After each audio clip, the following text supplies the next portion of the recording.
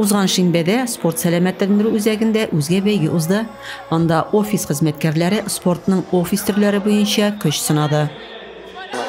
Зәйешләрнең ялларны актив уздыруы куандыра. Әлеге чемпионат яшүсмерләр яшьләргә ял көннәрен актив уздыру буенча үрнәк булып тора, ди Айдар Кашапов. Ярышларда 11 команда катнашып, 8 бирим үтәде. Зәйдә әлеге ярыш 3нче мәртәбә оештырыла. Быел анда катнашучылар күбрәк булды. Команда «Колесо», едем быстро и легко.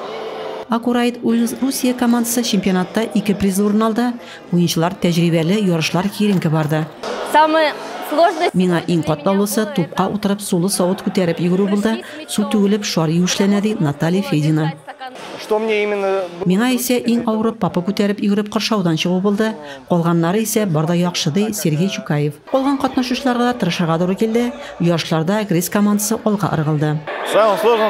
Безнең өчен иң җайлысы клавиатура җыю булды. Анда безнең кызлар җитез булулар белән аерылып торды. Алар бу өлкәдә осталар, ди Евгений Яхин. Икенче урында спорт идарәсе, өченчедә башкарма комитет. Чемпионат җиңүчеләре кубокка ия булды. Үзенчәлекле ярыш динамикалы, креатив булуы белән тамашачылар, җанатарлар игътибарын яулады. Рәзимә Кашапова, Юлия Казамарова, Зәй хәбәрләре.